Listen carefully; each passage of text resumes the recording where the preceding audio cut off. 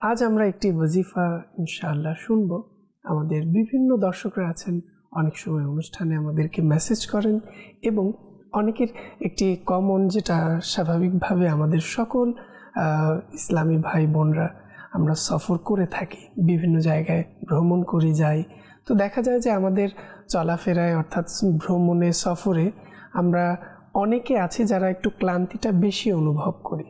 তো সেক্ষেত্রে রুহানি চিকিৎসার পক্ষ থেকে ইনশাআল্লাহ আজ আমরা একটি ওয়াজিফা আপনাদেরকে প্রদান করব। ওয়াজিফাটি হচ্ছে ইয়া কুদ্দুসু ইয়া কুদ্দুসু ইয়া কুদ্দুসু।